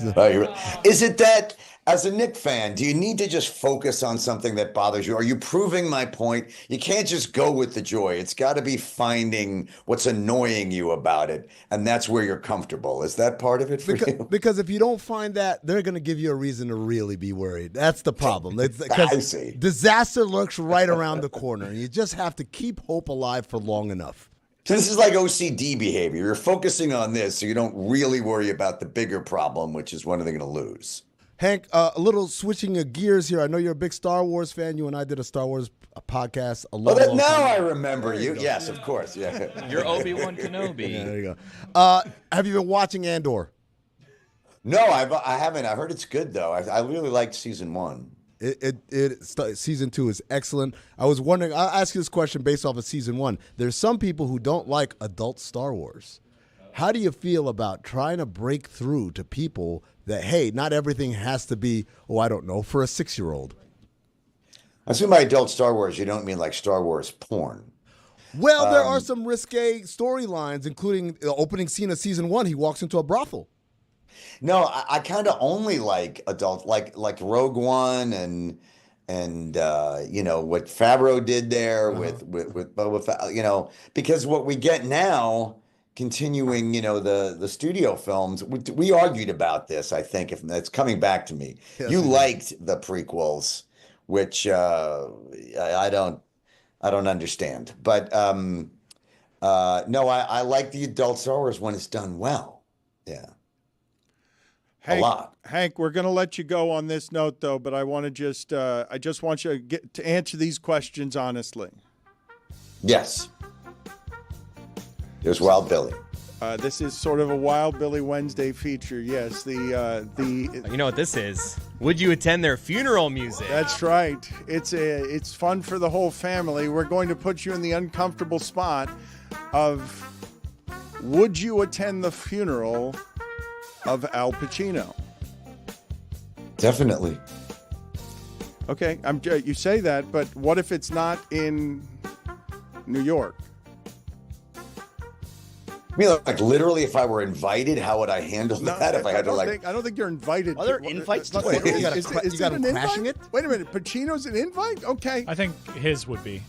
You got to RSVP. Well, I don't know anybody close. Like, it's not like it would be organic to invite to like that. I would go. Wait, well, we're getting into inside baseball. There's memorials and there's funerals. Yeah. Like usually big actors, there's a kind of a private funeral. This You talking about like the memorial? Yeah, memorial. I went too famous. I don't know how to play my own game. How about Janine Garofalo? Dan's got him like Will Ferrell in Wedding Crashers, just showing up to funerals. Well, I made Al Pacino too famous because I don't think that if you didn't. The Godfather did. Also, Dog Day Afternoon. I don't understand the spirit of the question. All right, Like, what's the dilemma here? the premise of the game is we're going to put someone so close to the line that you have to say publicly about that person that you would not attend their funeral because you're not close enough to them. But I played the game poorly because I haven't played in a while. It's Wild Willie Wednesday. I wasn't expecting that, and I just blurted Pacino. Serpico. I'd go to Pacino's funeral, even though I'm not particularly close to him, just out of respect. I mean, I'd be honored to be there. Say goodbye to the legend. Would you go to Matthew Broderick's funeral? Sea of Love also. I can't know Matthew. Yes, I would go to Matthew's funeral, absolutely. But what if the Knicks were playing? Game got a little tougher. You know, it would be a real dilemma whether I'd go to Matthew Broderick's funeral or the Met Gala. That would be like a real tough one. Carlito's Way also. What about Stugotz? I would dance on his grave. So yes is the answer. So yes, but to dance on his grave. Scent of a Woman. Lisa Kudrow. Oh, definitely. I love Insomnia. Hank, investment in my even if I wouldn't go. There's no investment in my saying, I would never go to that jerk's funeral. All right, Richard Kind. Devil's Advocate. Richard Kind is a dear friend. It's actually upsetting, the idea that he would pass away. Mike Of Epps. course I'd be there. Dick Tracy. Dick Tracy? you weren't supposed to hear him. He's just been sprinkling in the background. See you later, Hank. Good seeing you, as always. I really miss you guys. And maybe Brockmeyer will make a return soon in a more serious way on the show. I would love that. If he's got any Pete Rose, I think I've disinfected the place, fumigated enough since the last time I asked the question. If you want to do any Brockmeyer opinions on Pete Rose, that can be the punctuation on what we've got here. I don't know why we'd keep up the funeral With music. Paul Reiser. Oh! Of course I would go to Paul's funeral. This is all very sad. This very sad little segment you have here, no matter what Billy plays. No matter what upbeat 70s dating game music you're playing. The music's happy. It's impossible to be Nathan sad Lane. during that. Of course Nathan, love Nathan. Why would I not go to these on people? Janine Garofalo. Let's circle back on that one. Also love Janine. Harvey Why would I not? Weinstein. Thank you. I would not go to Harvey Weinstein. We got it. I've got You got him. I would absolutely not go to that. Well, Bill. Boy, oh boy. That was crazy. The Pacers, I don't know. Last year it was the Mavs, and they get to the finals, and then they get throttled because historically, if you're a 4 seed, you're not as good as the 1 seeds. This sport historically has been pretty predictable. However, everything changes now. Last 5 years, I believe it's all a little less predictable than it used to be. And I believe the Pacers can beat anyone but OKC. And I believe all of us would be in agreement, unless maybe you guys think Minnesota or Golden State has a surprise, that the best challenge to OKC remaining is the one they're presently playing. That OKC's greatest challenge the rest of the way is winning one more game of their next two, and everything will get easier for OKC after that, because OKC has been a lot better than everyone all season, and Tatum was the only thing that was going to get in the way of that. Well, I mean, I don't know about that. I don't think Tatum was the threat that they're worried about. I think Minnesota look like they're going to win that series. They're up 3-1. They pose a problem because they're an incredible defense as well, and then they have that kind of stellar type of supernova in Anthony Edwards. And if you watch the second half of that game, Game 4, he firmly took control of that series and said, look, I'm the best player here, and there's nothing you guys can do about it. So I don't think Oklahoma City breathes a sigh of relief after they get past Denver. I think they still have to worry about Minnesota probably. And then, hey, you know what? This is the question. Actually, I said this to Mike last night. The Pacers now in the conference finals 2 years in a row, regardless of whether they win or lose, how does history remember these guys? Because at this point, it's not a fluke. It's not a hot run. They've done it 2 years in a row, and they've done it pretty much the same way. Tough, physical defense, smart play, and Tyrese Halliburton has been sensational. All right, but can't you answer that question with what we saw from the Pacers 10 years ago? Like, what's the difference? How do you remember those Pacer teams? I think those were more memorable, but they had more matchups, especially with like the more key story in that sport. But to Amin's point, I mean, they also went to an IST final, however you want to like downplay that. They got to a trophy final against LeBron James. IST. In season tournament. Yeah, I mean, they've done a fair amount of suffering already with this core. It's the NBA Cup now. Last year, though, was IST. So, but to the point, right? Like, if they make it to the finals, the Pacers, which is a very real reality now, which, by the way, Pacers Thunder finals. Oh, someone's shitting Wake bricks the kids in New York up. right now. It's Wake Paul the kids George. up. Paul George is the one that's shitting bricks. Well, he's podcasting again, so he's fine.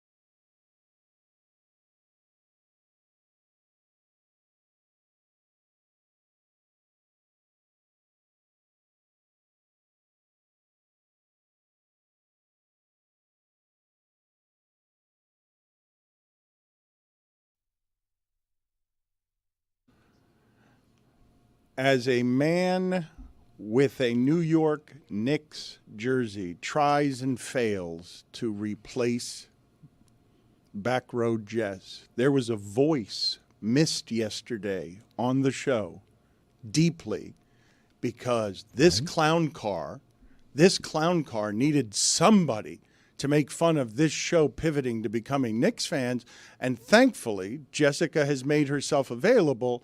If you heard any of this, I cannot imagine how much you were biting your own face wanting to yell at all of us in terrible disgust.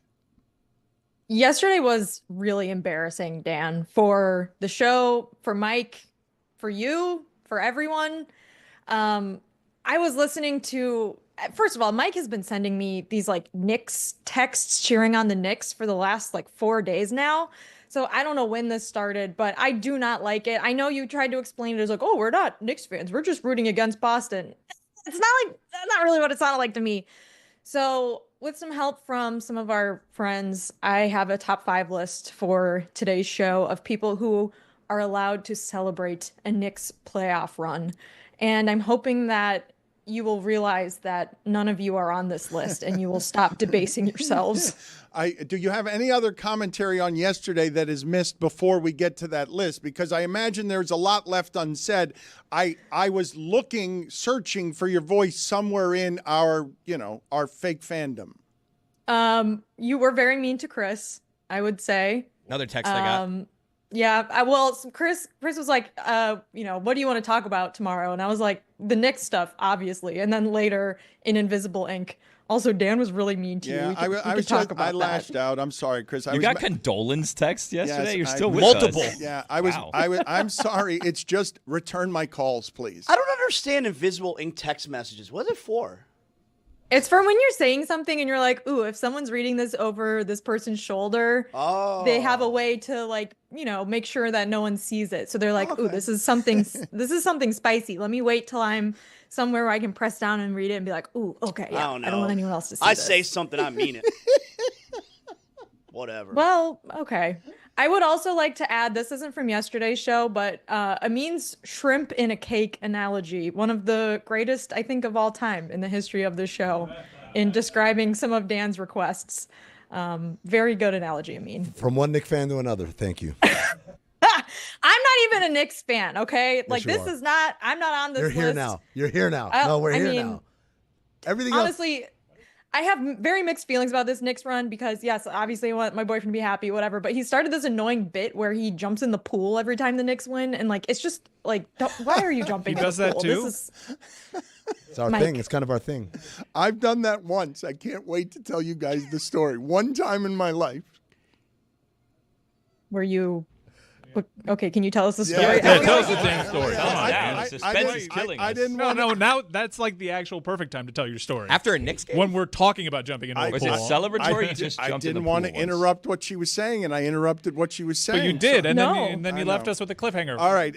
So what was the team? Oh, the Patriots that were going to go undefeated. If indeed they went undefeated, I had to do some horrible thing where I talked to each of the 1972 Dolphins and wrote a column about each of them. And so when the Giants beat the Patriots in the Super Bowl, preventing another team from being undefeated, I joyously threw my hat in the air and jumped into a swimming pool. It was just joy because I didn't have to do a ton of work. Good story. Not worth interrupting you, though. But I regretted it as soon as I said it. You did say you can't wait till I tell his story. You guys are It would have been worse if you teased it out for 3 hours and then told us that story. So I'm glad we just got it out of the way. There you go. Always producing. Okay, OLI. This is, again, the list of people who can celebrate a Knicks playoff run. At one point in your fandom, Pablo Prigioni was legitimately the best option you had at point guard. That's a tough name. Yeah, that's a Prigioni. Real Knicks fans know, like us. Taking your cookies. Again, I'm not included in this list. I have another OLI though. A glimpse of a photo of Rick Smith's stupid face will send you into a frothing fit of PTSD-fueled rage. Bing bong. I hate that light bulb head he had when he shaved his head. Hate him. There's a separate list of stupid faces, but we can get to that later. Now we're on to number 5. You had a Langston Galloway jersey. Bing bong. Wow. I miss the fanfare. I hate this bing bong, whatever. Bong. It just doesn't feel as good as getting fanfare. I'll give you fanfare if you want it. Thank you, Chris. God. Number 4, you have a memory of Alexei Shved running a pick and roll at the Mecca of basketball. Shved. The Pride and fanfare. joy of Cheska Moscow. The fanfare helps. Shved. This is number 3 now. You had arguments that nearly ended friendships over the inclusion of Timofey Mozgov in the deal for Carmelo Anthony. Gave up too much. Still a mistake. He was going to come in free agency anyway. They had the cap space. They didn't need to do all that. Bing bong. And you've had arguments about it, Amin. I can tell. Yes. Knicks fan. Number 2, you have personally sat and commiserated with Bobby Bacala from The Sopranos on the state of the franchise at the Old Paris Cafe. That one feels very specific. Yeah. And finally, number 1, you remember where you were when Andrea Bargnani tried to dunk from the foul line. Oh, what a time that was. Bing bong. I think he hurt himself. It was not a good situation. What a horrific stretch of a generational Knick basketball for those to be the arguments. Bing bong. What about when Mario Hezonja dunked on Giannis Antetokounmpo? That was a time. I thought he was going to be good. Make your own list. Also, so I'm happy for the Knicks. I love Timothy. I heard the other day someone call him the patron saint of city kids. I mean, I don't know if you can I don't know if you agree with that. That's a big praise to give Timothy, but I'm happy for the Knicks. I think if they do end up winning the series, and I don't see the Celtics winning 3 in a row, I guess I do kind of see it because all the things I just said in the list could happen to the Knicks again. But the Pacers, if the Pacers and the Knicks play in the next series and Reggie Miller and Kevin Harlan are on the call, that would be a bad time for Knicks fans, I think. So there may be still a lot of pain ahead. Well, Jessica, first off, I don't know why you said if the Pacers and the Knicks play in the next round. It's not like the Celtics are coming back. Because I gave the caveat, something really bad could still happen to the Knicks. There's 3. I think Knicks fans all have PTSD, right? I also say all of this with the caveat that I know the fans are sick of Knicks talk. So I'm sorry, everyone. Also, Jessica, I want to apologize to you because you said Timothy is the patron saint of city kids, and I thought you meant Timofey Mozgov. And I was kind of confused, but I was like, I'm going to yes and. Yeah, sure, I can see there are a lot of Russians in the city. And I was like, why is she going on this Mozgov tangent? And then it hit me like, oh, she means Chalamet. Yeah, sorry. You described him as a patron saint, and I believe in the past you've been described as unapologetically Catholic. How do you feel about a Chicago Pope? Billy, the quote from Dan was Catholic to my core. Oh. Chicago Pope was probably the most memorable day of my entire life. Just all of it. The memes, the jokes, the disbelief, the informing Chicago people. Why is David Sampson wearing a Pope? Oh, because he's in charge of Meadowlark now? I get it. No, he wants to be Pope of Meadowlark. We can't let him do it. Well, it's an election. We gotta see what the smoke says. Are we? We should do it. We should do that. I mean, that's a good idea. The College of Meadowlarks, like where the birds, where cardinals, get it because they're birds. I don't know. Okay, I'm working on it. Workshop that. Yeah. You're gonna have Stugotz host a conclave, but he's a con man. Are we ready for an American Pope? Because as soon as he was named Pope, I saw what happened was they're like, let's find out what his brother was up to on Facebook. And I was like, I don't know if we should have a Pope from America. Yeah. Have you met us? I was shocked when I heard the news, and I told my parents, and I'm staying with my parents right now because we haven't moved into our apartment yet in New York, but my parents were like, he's not American. They wouldn't elect an American Pope. And I'm like, he's actually from Chicago too. And they're like, no, he's not. But they did say when they announced he was the new Pope, he's the least American, which is kind of a hilarious way to insult the rest of Americans. But yes, there he is at the World Series game at Kaminsky Park. Wait, which one is he? The one on the phone, he's calling in to God and saying, please, this is going to be the only moment of joy this fan base feels for my entire life. Please let the White Sox win this game. This is going to sound dumb, but somehow a Pope using a cell phone is such a mind F for me right now. Like, what? The Pope had a cell phone? What year are we in? 2005. The Buck Rogers future is where we're at. Kelsey Grammer doesn't feel American, even though he is. What? Do you remember when he fell off the stage at that one event and just like ate shit. That was a funny YouTube video He's had back a in the hard day. It life. was like the grape stomping lady, but it was Kelsey Grammer. Oh, the grape stomping. It's just I don't understand where the accent came from. What does he feel like to you? He That's like feels Johnny Depp. British. He's from Broward, but he feels like- pretends he's French or whatever. Yeah, Get he out of kinda- here, Johnny Depp, please. Kind of feels like British. Him little and, bit. and Nigel from the show. I don't know his Yeah. real name. David Hyde Pierce. Oh yeah, him. Wow, America. I've got like a depth of Frasier knowledge. Wow, what's the name of the dog? You got me. Okay. I guess I'm not. My bag Isn't isn't it as Frank? deep. Oh, is that their dad? Someone's named Frank. The dad Frank was Frank. Frazier. The dad. By the way, that's probably what Kelsey Grammer's dad is like, right? Like just like an all-American guy, and then he's got a son who talks like this. Billy, Yes. Billy, can you help me with why it is that that you're Pope obsessed? Why am I Pope obsessed? How am I Pope obsessed? I was trying to come out here and give you guys all of the news while the papal conclave was going on. It was a big story in the world, so I was letting you guys know. And Jess is, unapologetically Catholic, as we've discussed, and also she's, when you think of Jess, you think Chicago, and New York, and South Bend, and Pittsburgh. And just a Clemson. number of different Clemson. places, but Chicago's one Miami. of them. So I thought maybe she crossed paths with, the Pope in Chicago or something at some point. Billy, I don't know. I never crossed paths with the Pope prior to him becoming the Pope. However, he was born at the hospital my grandpa worked at. My grandpa was a chemist. Yeah, so maybe their paths crossed, which is crazy to think because when you grow up Catholic, there's one thing really that you're sure of. And well, two things. One, that you should feel guilty all the time. And two, that the Pope is never going to be from America. And he's certainly not going to be from Chicago, of all places. I am glad he's from Chicago, though, because imagine how annoying like Philadelphia fans would be if he was from Philly or like Boston people. Like at least Chicago, we can make funny like hot dog jokes and Malort jokes. What does a chemist do in the hospital? We're very Like, confused was it by like this. the 1900s? I did like not know that they housed them in the 1918s? hospital. Yeah. We're having an argument right here that what does a chemist do in a hospital that's different from what a pharmacist would do in a hospital? Because then he's not a chemist; he's a pharmacist. Yeah. All I know about my grandpa's chemistry career was that at one point he was a chemist in a lab working down the hall from where LSD was first invented. Yeah, your grandfather no, so he was invented cutting LSD. meth. Yeah. Your grandfather's No, a bad that's- guy. that's what it is. I Yeah, think it's fair to drug- say. Breaking Bad. Drug dealer. Yeah.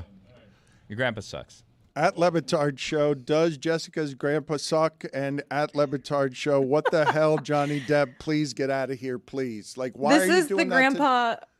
Sorry, Dan. This is also the grandpa who never gave my grandma roses that she was talking about in that one Flowers voicemail. So Sounds like a bad guy. We had no He's making greater failure around here than not yet turning your grandmother into a star. Like, do you guys have the sound? Because Grandma came in here, and she endured Grandpa. It sounded like. well, I mean, I don't want to speak ill of my grandfather, but my grandma, she seems like a hoot, right? She seems like she thinks that a lot of things are funny and she's very humorous. Well, my sister sent our big family group chat last Thursday when the Pope was announced, an Onion article about like the Vatican elects first Chicago style Pope. And it was a Photoshop of the Pope in a bun with, tomatoes and sport peppers and whatever relish, like he was a Chicago style hot dog. And my grandma just responded to the whole group, like our entire 35 person group chat, not funny. Oh, Yikes. wow. She didn't take kindly to the Chicago jokes, huh? She did not like the Pope jokes. I don't think it was. Oh. Well, although that's a good question. Maybe she was offended on behalf of the hot dog, not the Pope. I'll have to follow up on that. You guys remember when the Pope's official Instagram account was liking thirst traps a couple years ago? That's why you had to get rid of the last one. Yeah, you never. Are you know sure what you're that not would do. confusing him with Ted Cruz? No, it was a thing that happened. It was like a big story. The Pope likes Instagram models thirst traps. Speaking of thirst traps, Dan, I don't know if you saw this. Have you ever heard of Yellowstone National Park? Yes, Billy. Well, Yellowstone National Park, apparently they're losing funding, and they've resorted to, and I was talking to Jess Apparently? about this beforehand. Yeah, apparently they're losing funding, and they've resorted to posting thirst traps on TikTok, hoping that they go viral, and then they can raise funds for their national parks through the help of hunky men. Oh, I thought you meant thirst traps of like the animals. Like it would be like Yogi Bear. No, that's like something Ron poking pays it out. for. Like Bear Week. Yeah, a thirst trap there would be like a geyser, like a hot spring, because like, oh, there's some water, but it's a trap because it sprays you in the face with water that'll melt your face off. Also, one thing that I don't like about Instagram is like I followed you for science reasons. Me? And no, like like certain accounts. Like I was following like a Curb Your Enthusiasm account, and then all of a sudden it's like softcore porn. It's just porn. And then I was like, alcohol facts. That seems like a fun follow. And for that happens to me all the time. all of a sudden, jugs. What are you talking about? That doesn't happen to you? Like Happens where, all the time. Where IG accounts like change, like they sell, and all of a sudden there's like a butthole. Is this like, a Whitlock on your situation? Feed. No. They meme switch. accounts sometimes change themes. Yeah. No, but they don't change the title. Like so, the Curb one I follow too, and it was like it's always these clips from Curb, and like, haha, remember when Larry did this? Remember when Larry did that? And all of a sudden, there's like a school teacher, and it's like boing, everything pops out. Like, what the hell's I'm going trying on to check here? my phone here in public, and you got like there's a butthole. And there's it shoots a butthole. shoots to the top of my feed. It's not even me scrolling. No, it's it's like, like, I I just open. swear to God, I just just open this. Instagram. I don't do this. I don't like. You can do my Discover page. Yeah, It's well, like- don't do mine. I like that, Mike. This is smart of you to get ahead of whatever your wife is going to find later on your phone. This is actually I'm really good. this is You're a putting this thing. out publicly now, and this is the explanation. And it's a smart move. I mean, I granted my ally is a meme, but this happens all the time. Well, Like, he has- He has to zoom in to make sure if it's science or not. Like it's the whole thing. Wild Billy Wednesday. I'm going to go take a victory lap on something. I'm going to leave this to you Not guys. the Thunder, I hope. do You don't deserve a victory lap. You turn You your know what? ankle and then you never return. This is what we need. Dan, I'm gonna tell you, we don't need a victory lap for you. We need a loser's lap. You got to do a loser lap in there. No. Yes. Okay. Careful, well, you hurt your ankle yesterday. Yes, I did. But I have I have something that I feel like I can be victorious on. I will leave you to your own devices for a moment. Don't take it personally, Jess, that he's leaving as soon as you're back. My grandma will be thrilled. It's not you. She doesn't like Dan that much when she listens to the show. Jessica, holy shit. Why are you afraid of mercury poisoning? Me? Yeah. Because Billy Lehman's been out of town the last few days, and when you start dating someone who knows how to cook, you realize I just don't cook anymore. But then when they go out of town, you realize like, ooh, I don't know what I'm gonna eat, and I know basically how to cook like 2 things. And so for the last 6 days, I've just been eating cans of tuna. And I'm starting to wonder at what point I should be concerned, because apparently there's mercury in cans of tuna, and it takes a long time for your body to process out mercury. Yeah, you're dead. So how much tuna reasonably can I eat? Jessica, can I eat it every day? I think I gave you too much credit because I thought the story was going, Lehman's out of town, so me and my best friend Priya have been going out and eating sushi every night in the fanciest places, and I'm like, wow, you got to watch out for mercury poisoning from all that sushi. And instead it's like, no, I'm eating cans of tuna like a bachelor, like a sad bachelor. I mean, it's so gross. I put like plain tuna on a piece of toast with like a little squirt of mayonnaise, and that's my lunch. Also, have you guys noticed this protein trend that like everything has like added protein in it now? That can't be healthy, right? You don't need 100 grams of protein every day. You need like what, like 20, 25? If you take like 40, so like I'm big into fitness now, and that's also my algo until it turns into Until it's jugs. porn, yeah. But like if you have like 40 grams of protein right before bed, it can increase your muscle mass. I saw that. Yeah, like Is that true? 40 grams? And also cold plunges are bad for you, which is what I've always maintained. Like there's no way the cold plunge craze is actually good for you. What? No, it reduces muscle mass. Well, no, what the cold plunge is all about, it's all about like extracting the lactic acid from your muscles, right? You're going hot, cold, hot, cold, and I thought it helped which with is never circulation. good. No, it's all bad for you. I thought it was good for your vagus nerve. Yeah. I feel like the cold plunge is like tuna in that it's probably okay in moderation, but I'm wondering what is moderation for me. Like I'm not that big of a person. I'm about 6'1", 125. How much tuna reasonably can I eat in a week, and how often should I be cold plunging? Because it's probably fine a little bit. So the FDA recommends that adults eat up to 12 ounces of canned light tuna per week. Wow, 12 ounces a week? Wait, how much comes in a can? Not a lot. I would say probably less than that. You worried but not about much. You worried about like microplastics and like Got to be Well, I don't have careful, Jess. balls. Yeah, they're gonna go. To I your thought the balls. microplastics were in the balls. No, they were found in the balls too, but I'm sure they're found all over the body. That's Oh why- wait, I thought you meant the microplastics came in little balls, not they were literally found in the balls. No, I'm not I think sure it's what they look both. like. Yeah. So wait, if they're in the balls, how do they get out? Apple pectin. Huh? Do apple pectin. I'm telling you. Do apple you- a day. Apple peg what? Do you eat a whole? Do you eat a whole can of tuna? Because Yeah, and it's not enough. Ounces. I would eat 2 cans if I was not worried about mercury That's like your poisoning. weekly serving. If it's 12 ounces, a can's like 5 ounces. A week? Yeah. Oh, Jesus Christ. Yeah, you're dead. Sorry. It's nice knowing you. Bad news, That's Hank not Azaria is not going to your funeral. Can Hank Azaria cheer for the Knicks? I think he probably fits one of those criteria. Mike doesn't. That list was for Mike. No. I get to be a Knicks guy for this round. I do. No. I'm as passionate as anybody you know about the Knicks for this That's round. not.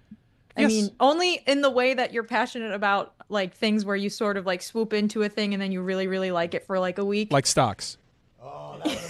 Like brain pills or whatever Oh, Alpha thing you Brain. were on. Yeah, exactly. I switched to Elite Brain and I'm out, but I'm still doing the Lion's Mane. Didn't you have an How's it Opie working? topping? Yeah, how's that top shot That's doing? still, Yeah, that's still NFTs, there. that's way another back. one. That's still Yeah. there for you. Big time Knicks fan. Jess, I really Should be at a peak right now, right? They're in the conference finals. Sell. Yeah, it's business isn't exactly booming there. Why? Jess, I've actually really missed you this week because Miami got the number one Aw. recruit in the nation, Oh. and I learned on social media that Miami has more money than both Oregon and Georgia combined. Why is this narrative perpetuated by schools that lose recruiting battles? Because Miami is a school that is private with a student body of like 18,000 with one of the worst broadcast sports deals ever. But anytime a recruit goes to Miami, it's always because they have more money than, Georgia.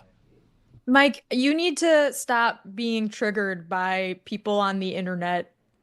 That's my It's the take on programs. that. Well, Just be happy. You got the number one recruit in the country. Like, woohoo, yay, Miami. Well, I did have the number one recruit in the country, and upon committing to Miami, he already slid like 4 spots, which is also something that happens. But that does happen all the time. Yes, But okay, I just get really bothered by all these other schools putting this out there. Like, oh, we didn't lose this recruiting battle because, Alex Mirabal is really good at developing offensive linemen. It's because Miami has more money than us. Who believes this? Why do people perpetuate this? Why is there this narrative that Miami and their shitty broadcast deal have more money than Phil Knight? It makes no sense.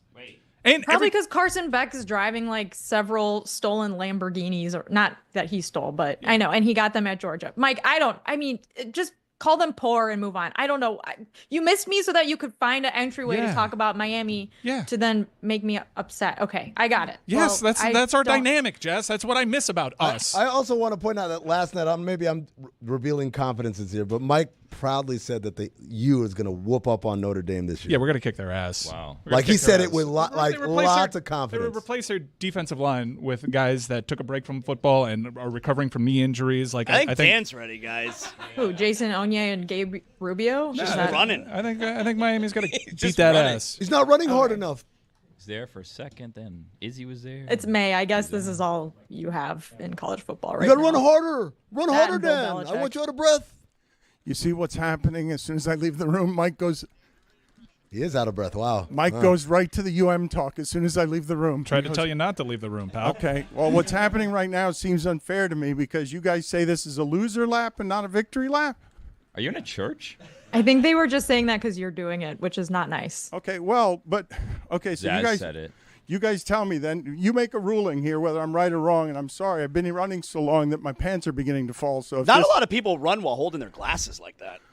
Well, I've been running for about 9 minutes here, nonstop, and that's About time. Yeah, that's the way we're supposed to do this.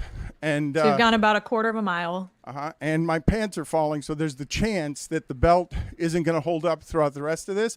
But you tell me whether I'm right or wrong, okay? On this bit or not on the bit, on what the question I'm about to ask. Okay. And the question is, are you indeed unapologetically Catholic if your grandma doesn't allow Pope jokes? Wait, no. Huh? Wait, yes. I think her grandma That's is the definition of unapologetic Catholic. So Jess is unapologetically Catholic then, right? Yeah. I get to I mean, I was but I was like raised Catholic. I don't go to church anymore. Don't apologize, Wait, Jess. hold You're on. unapologetic. Are you about your apologetically Catholic? Catholicism. Is that what's Yeah, happening? Don't apologize. I think you've Jess. apologized for the Catholic Church plenty. Also, I don't think I need to. also, isn't apologizing why the would I biggest thing a apologize? Catholic Got should to do? apologize for the Catholic Church. She you can't. have to. She's unapologetic. You must. Catholic. But I You mean, must. I don't. Okay, You I don't have want to to. get into Dan, my you can't eat more than spiritual 3 beliefs cans of with tuna you. a week. We discovered while you were out. It's too much.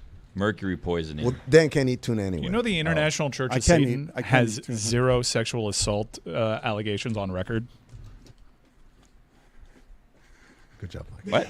Dan, I thought about you the other day because I saw that one of your favorite tequilas is being sued in a class action lawsuit for using artificial things that I don't think would be good for you. I don't think this topic would be good for us either. I don't think so either. Wild Billy Wednesday. It's not one of our sponsors. Well, Dan's favorite Precisely. tequila is Cuervo, and Cuervo's not in any lawsuits. So what are you talking about, Billy Gal? What are you talking about? What are you talking about? What are you talking about? Not his favorite. I don't like additives. Additives are bad. Also, Dan, it was Catholic to my core, not unapologetic. Okay, but so are you Catholic So to your no. core? Are you Catholic to your core? If your grandmother won't allow Pope jokes. I would say she is definitely Catholic to her core and unapologetically Catholic. Yes. Yeah, I think the grandma not allowing Pope jokes is the most Catholic thing you can be. So that would confirm that you like. Usually, when are you such and such? If this happens, they have to be opposites, right? Like, are you Catholic to your core if you don't observe Lent? That's the way that setup kind of works. The way you're doing it is, are you Catholic to your core if this Catholic to your core thing is happening? Well, yeah, it is. And the point is that I'm just right. That's the point. The point is just that I'm right. Well, about my Loser grandma, up. yeah. Catholic to your core sounds like a workout routine run A by Pilates like Catholic. class. Yeah, or like a thirst trap account of And they have- Catholics. it's like a shirtless dude, but he has the priest collar exactly on, right. Catholic to his Ooh. core. Do We're saving Yellowstone. Do 10 reps of shame. Rosary counts, right? Like right, doing like 1, 2, 3. I don't know how to But count it's on like a the rosary. chains, but it's rosary. You say Hail Marys on the beads, and then I think you say the Our Father on the big beads. The My Hail grandma Mary? does that on the plane every time she flies somewhere. Does it's she? very jarring. Yeah, and it makes everyone really anxious. Yeah, It's like, because why are it's you like- praying the rosary right now? And what's he praying for? Jess, can I ask you about yesterday's big NBA story? It was, I argued that it was Jason Tatum. That was a massive story, but a lot of people picked, we put this on the poll, and it was Nico securing the number 1 pick. And this I was do great. want to talk about this. Yes, tell me what you think. This was, well, my whole takeaway is I don't know why the NBA keeps doing this with this lottery, because their whole argument for it is to prevent tanking. It doesn't do that. And all it leaves them with, granted, there's theater, and they probably love the attention that it got yesterday, but you have something that doesn't stop what it's designed to stop, and it just leaves a whole bunch of NBA fans saying this is rigged. So I'm very confused as to what the benefits are of this thing. I'm sort of confused about what So I was one of those people that when I found out the Mavericks won, I was like, it's rigged. And then I thought about it and I was like, but why? So I'm sort of confused now what the argument is for why the NBA would rig it so that the Mavericks would get the number 1 Because pick. apparently if you help Los Angeles, Chris Paul, you get rewarded. Anthony Davis, Luka Doncic. So they just decided though, like in the last few weeks when the Mavericks became eligible to be in the lottery and have, I guess, like that. When did they Yes. decide to do this? Yeah, I mean, doesn't matter. They could have decided the morning of. Like, they decided to rig it. It does matter because it's a bad conspiracy theory because I don't understand it. Right. That's precisely all conspiracy theories that gain traction, apparently. Like, yeah, they tend to defy logic.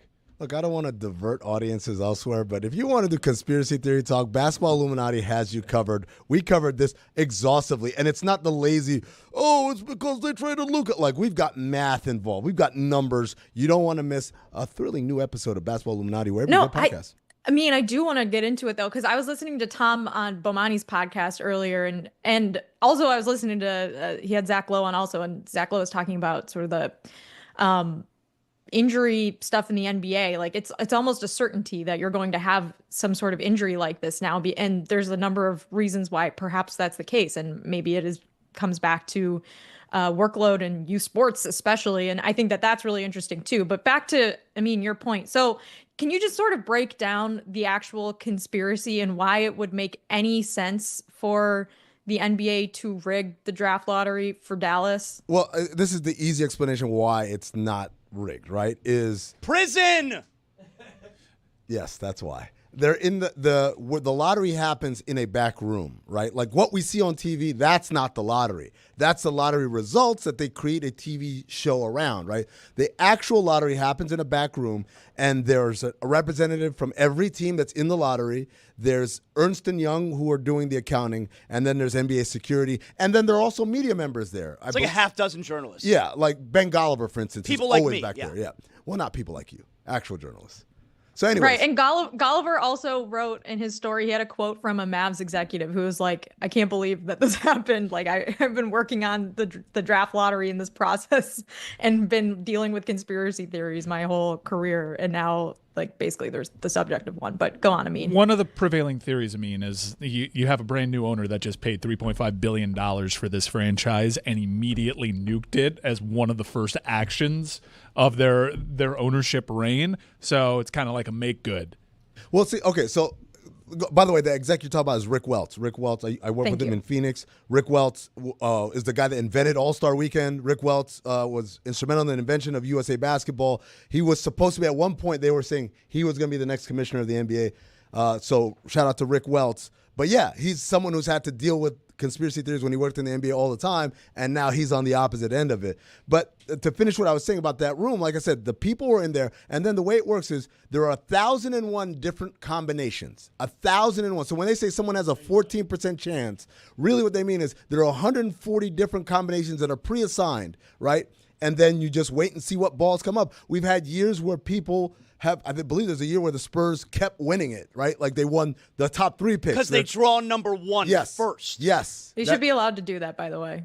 Yeah, exactly. You get all Just the have the picks. lottery be like all one team. I'm on the Ernst & Young Wikipedia page, and there's an entire section dedicated to accounting scandals, audit practices, exam cheating by audit professionals, investment banking, sexist training program. You don't think they're risking their that firm over Cooper Flag? I'm saying it seems as though this firm has a sordid history in which it seems as though in the past there's been malfeasances. Yeah, I would say that this is one of their higher profile accounts, and I'd say that they would risk it for that, given that they have this in their past. Like, And I would say I'm still waiting for an explanation why this would be worth rigging for the Mavericks. Please, Amin. The reality is, this is like when people say, oh, the only reason why X team won was because everyone got injured. You should put an asterisk on it. And the reality is when you go through the history of the NBA, every champion has an asterisk. Same thing here. Any team that would have won, we would have been like, oh, of course. If San Antonio had won, we would be like, oh, of course. They always win it. If Philly had won, like, oh, of course. They're trying to like get them because of there was a moment where the top 4 teams that were vying for the number 1 overall pick, everybody outside of Charlotte, I was like, this is rigged. Right. 3 of the 4 were like interesting scenarios. Yeah, it was like San Antonio, that's rigged. Philly, definitely rigged. And then it went to like one of the most rigged options. I mean, if the NBA wanted to interfere with Dallas, wouldn't they just try to interfere to get Nico fired because he's a bad executive? And that is he? He just got them the number 1 overall pick. What are you doing? He didn't do anything. Yes, he did. Yes, he did. He's traded a superstar to LA. That's how you do it. He agreed to follow the league's. Lost. He agreed to follow the league's orders to send Luka to LA. Called one team. See, now you've lost me again. It's the best conspiracies are the simplest, have the simplest premise, I think. This one is a little too convoluted for me. Well, didn't you see the video of Adam Silver at Duke and one of the graduates yelled at him, Adam, help out my Mavs. We're going through it right now. And he looked at him and he smiled and kept walking. I mean, smoking gun? Then he winked and like pointed at him, right? Yeah. Like, Yeah. I like how LeBron, remember when he was on McAfee, and LeBron Billy Wednesday.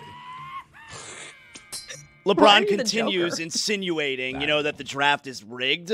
And LeBron, Amin just explained, there's 1,001 different combinations. They draw 4 balls that all have numbers on it. And whatever that combination is, you look at a big booklet, I got it, bingo. And LeBron on McAfee talking about how the draft lotteries, when the ball pops out and says Cleveland, no clue how it works. Zaz, this is the plight of so many NBA players that they don't know shit about how this league works. Not how the salary cap works. Not how trades work. Not how the draft lottery works. Not how polls work. Not how awards work, right? They don't know shit. Like LeBron, I guarantee you, when he was like shitting on all the guys who said, this guy was overrated, he thought probably fans voted that. He didn't even realize it was players. By the way, Rachel Nichols did the math. No, definitely media people, because media people are lame. Right. It's the media that voted But him overrated. this is my favorite thing. Rachel Nichols did the math. It was like what the percentage of people who said Tyrese Halliburton was overrated, and then how many players responded in the poll.